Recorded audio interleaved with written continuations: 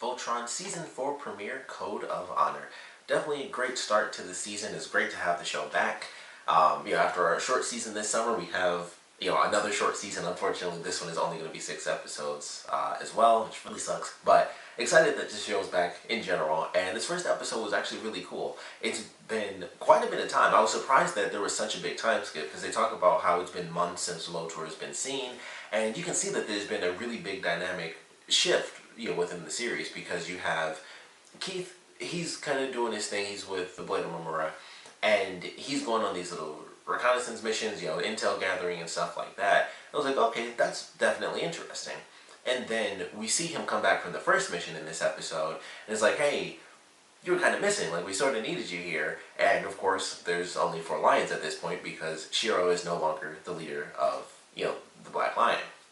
So I was like, hey, we kind of need you here, and you've been going off on these missions a lot, and we've been missing you, and you haven't really been a big part of this team, over these past couple of months. And so Keith being Keith, he's like, hey, this is super crucial. Feel like I should probably go for this more than doing displays and stuff like that, which I was kind of on his side at that point, because I was like, I understand that they're doing like this big recruiting sort of deal. It's not even really a recruiting thing. It's just like, hey, check it out. We're the good guys. Here's a little backstory. Bad guys, bleh. Good guys, eh. And that's pretty much what they were doing. So it was like I was kind of on his side, but it's definitely a lot that we didn't see, which is why, there's just so much tension between him and the rest of the team. And of course, there is just more and more tension as things continue on throughout the episode, as he goes on more missions. And then of course, there's that big push where the team is outnumbered. Like, there's nothing that they can do, and Keith is gone. Like, there's no way to form Voltron, and Shiro's doing everything he can. And they even have that moment where Keith is like, hey, you should be the paladin again of the Black Lion. Like, that's what he's always wanted. That was pretty much like the whole story of Keith after they found Shiro. That was like instantaneously, I want you to be the paladin again. Like, I don't want this leadership position. And so ultimately, by the end, Shiro does take over leadership again of the team, and he becomes the paladin for the Black Lion again, which I definitely thought was super cool. I was like, okay, well, that's exciting. But unfortunately, that leads to a bit of a sad moment after we have like this big epic kind of return to form a little bit for Shiro. Goes out, they kind of play up the hits as like, they do the formation and everything, and then it's just like sword, shield, laser beam. It was like all the weapons pretty much. It was like, all right, we beat them. And then everybody, they go back and everything's good. And that's when Keith comes in, and he's it's right down the middle. He's torn. It's very bittersweet, because it's like, it's great that you're able to be the paladin again. That's what, like I said, what Keith has always wanted.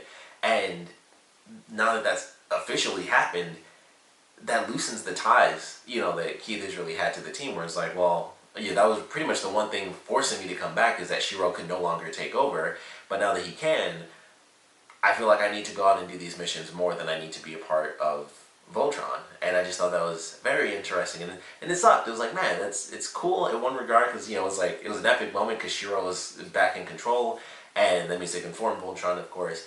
And then it's just like, what is Keith gonna be doing? He's just gonna be off, doing his own thing.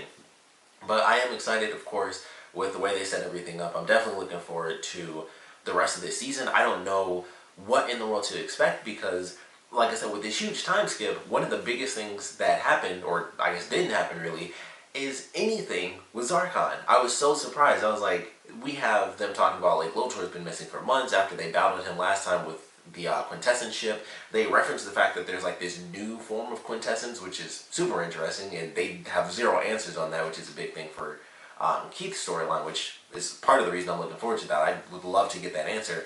Suddenly there's just quintessence just out of nowhere. So haven't seen Lotor in months.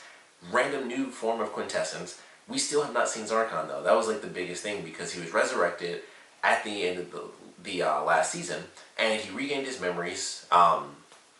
And nothing's happened. He didn't show up. There was no reference to it. Of course, when Lotor is talking with Hagar, she naturally doesn't be like, she doesn't say anything like, hey, I'm your mom, or anything like that. I was wondering that. I don't know if I mentioned that during my finale review, and I was like, I wonder if she remembered that she was actually his mom, because they didn't seem to remember like anything about themselves, except for the fact that Zarkon was definitely Lotor's dad, but it seemed like they didn't really recognize the fact that Hagar was Lotor's mom.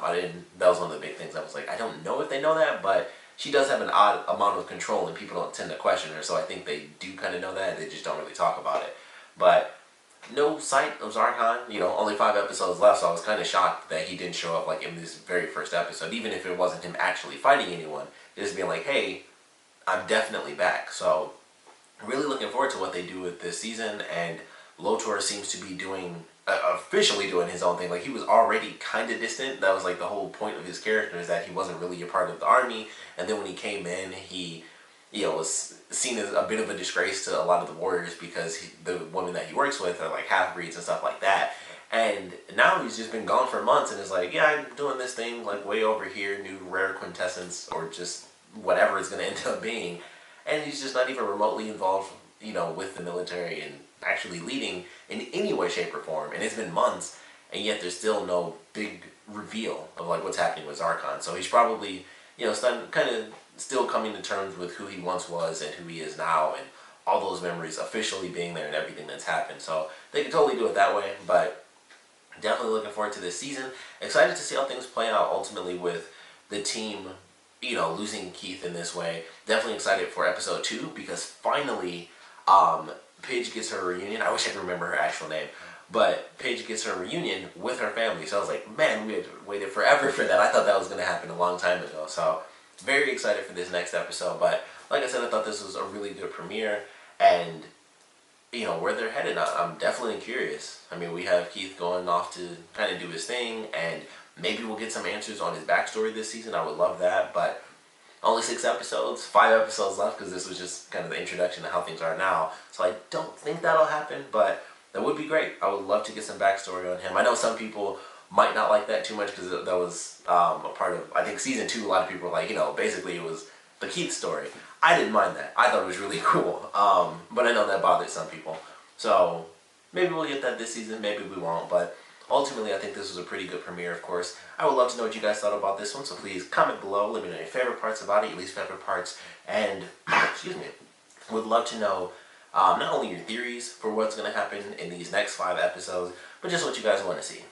We, of course, know the next episode is going to focus on Paige and her family and that reunion, and what may also be a bittersweet thing, because we don't exactly know if both the people she's looking for are actually alive. So maybe it'll be like, we know that her brother is, because that's who's in like the thumbnail. Sorry if you didn't even see the thumbnail if I spoiled that, but that's at least, that character is at least alive. So it should be interesting to see how that plays out. And then after that, we got 4 episodes. Granted, I'm sure the next episode will still have 2 stories. It won't just be Paige found her family and then that's all there is to it.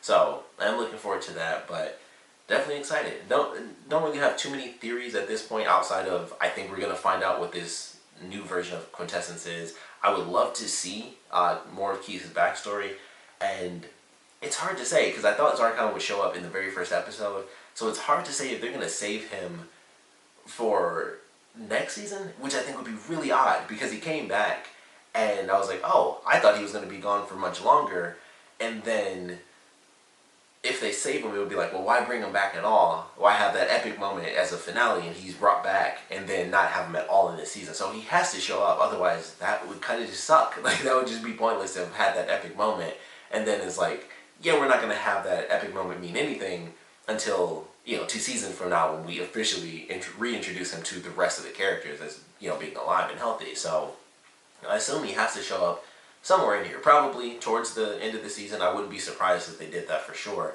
Maybe even in the finale, we'll see little stuff happening, and then he'll come out like, all right, this is what I was setting up, in the background of this season, and then there's, some new crazy epic fight for the finale or something like that. But really looking forward to this season, as always, because the show is freaking phenomenal. But like I said, would love to know your theories for these next couple of episodes, or, just the season in general, really. It's so short, just would love to know your theories in general for this season.